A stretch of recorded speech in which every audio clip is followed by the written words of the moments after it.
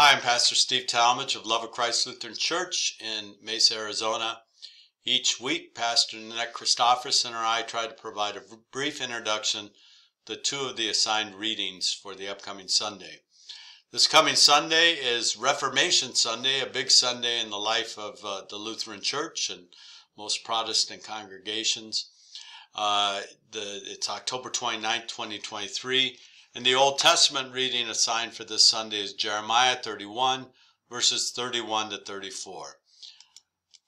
So a little background on Jeremiah. Some of you may know this, but Jeremiah was a young teenager when he was called to be a prophet in 626 BCE. 20 years later, he started to write down his sermons. We have it that Jeremiah died in 586 BCE as the southern kingdom was taken into captivity by the Babylonians, and Jerusalem fell to the Babylonians. So he died during the final end of that Babylonian captivity that started almost 10 years earlier when they landed in Jerusalem and took the walls down and destroyed the temple. The Middle East was filled with conflict. Egypt, Israel, and Judah were in civil war at different times, and they were pulled apart between alliances with Egypt and Syria. Assyria came in 722-21 BCE, and they took off the northern tribes, the 10 tribes that split off after Solomon died and Israel was divided, and then a conflict with Babylonia. Jeremiah's message is context was disaster and uncertainty. He was living in a time of great disaster and uncertainty. Chaos was a result of God's judgment on God's people. His listeners, they thought he was a heretic, insane, and a threat. So as you read through the book of Jeremiah, or you read the book of Lamentations, often associated with Jeremiah, you listen to a man whose heart and mind were stressed and breaking because he was doing what God wanted him to do, but nobody wanted to listen. His family and friends abandoned him. He sought to communicate God was heartbroken with the people of Israel. God wanted them to return, to come back and be restored. And God would restore the relationship if the people were willing to turn away from other gods and return to Yahweh, the true God. Jeremiah 30 verses 1 to 31:40 is called the Book of Comfort when you outline Jeremiah. And within this book you hear, after afflicting the comfortable, Jeremiah brings a word from God to comfort the afflicted. Now, the comfortable in Jeremiah's time were those among the more religiously and economically elite. The majority of God's people were impoverished and suffering all sorts of hardship because those who had positions of leadership both in the religion and in the political economic realm were doing great harm. The invitation from Jeremiah in this book is God will restore the fortunes of God's people. They will serve the Lord, and God will save. Though Israel has not been faithful to God, God's love is everlasting and does not depend on human help.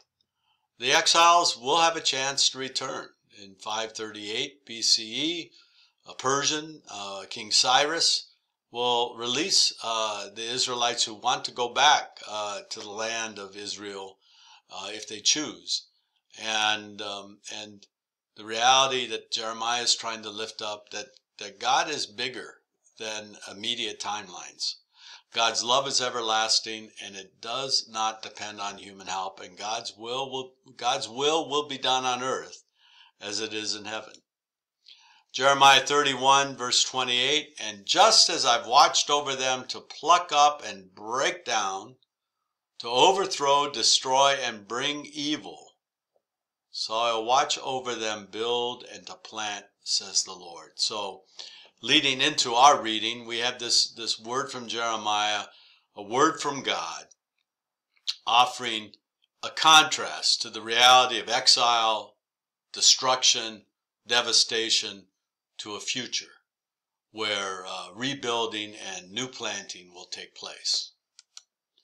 So our lesson for Sunday is it's called the New Covenant, 31 to 34, and these are the words. The days are surely coming, says the Lord, when I will make a new covenant with the house of Israel and the house of Judah. So both the northern and southern tribes, God's going to make a new covenant. So all 12, all who consisted of the nation of Israel, are going to have a new covenant made. It will not be like the covenant that I made with their ancestors when I took them by the hand to bring them out of the land of Egypt, a covenant that they broke.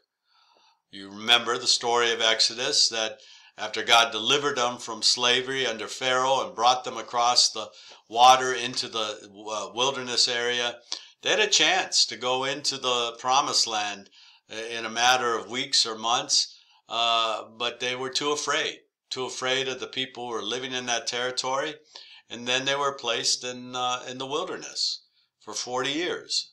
And part of the reason they were there so long was because while Moses was up on Mount Sinai receiving the Ten Commandments, the people of Israel were building the golden calf. And the feeling that Jeremiah communicates is, though I was their husband, says the Lord. So the people of Israel, during that first covenant with Moses and the people, violated it like a husband finding his wife had committed adultery.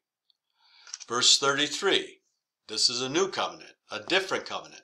But this is the covenant that I will make with the house of Israel after those days, says the Lord. I will put my law within them, and I'll write it on their hearts, and I will be their God, and they shall be my people. This is a familiar phrase to the Jewish people, a familiar phrase throughout the Old Testament. I will be their God, and they shall be my people. But notice that this covenant is going to be written on a stone or a piece of papyrus.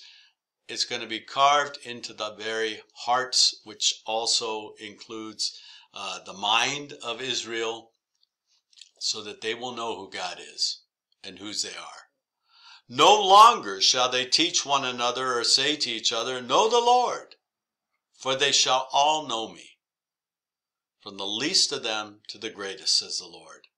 For I will forgive their iniquity and remember their sin no more. The only reason that the people of Israel are going to have a hope for a future is that they come to awareness and understanding of who God is and whose they are.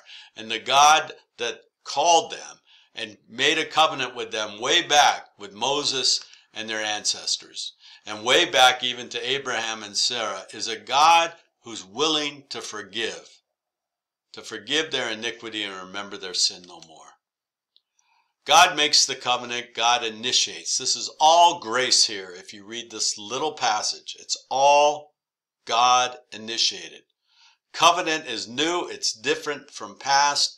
Israel's ancestors and the audience hearing these words know about breaking covenants with God. That's why they're in exile.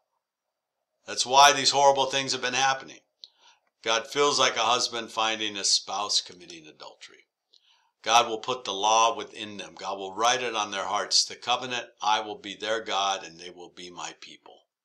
This is going to be a radical transformation, but it's the future for the people of Israel to become that source of blessing to the world that God intended way back with their ancestor Abraham and Sarah.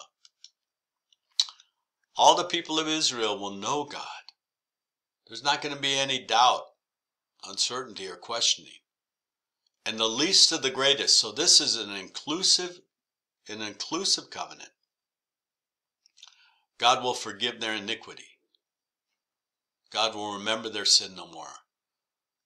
How does that make you feel when you think about how hard it is for you to forget the things that you have said or done that you're not so pleased about? How does it make you feel that God is willing to not keep score anymore, or put into his hard drive all the things that we've said or done that hasn't honored God or loved our neighbor? Jeremiah says God will forgive their iniquity, God will remember their sin no more. And when God makes a promise and a commitment, God's going to keep it. For Christians, we see this new covenant coming to its fullness through Jesus. Christians believe God made this new covenant in the death and resurrection of Jesus. We say in the words of institutions, this cup is the new covenant in my blood. These are Jesus' words. This covenant of unconditional love comes through the cross of God's Son. Again, God's action, God's initiative, God's gift. The recipient of God's action, God's initiative, God's gift is all humankind. The promise to wipe away sin comes to fulfillment on the cross of Jesus, and it reaches out to all people. This is the only hope on which any of us can stand. But it's also a good news message of how far our God is willing to go to maintain a relationship with us, even when we struggle to follow the way, the truth, and the life of Jesus. God bless. Have a great week.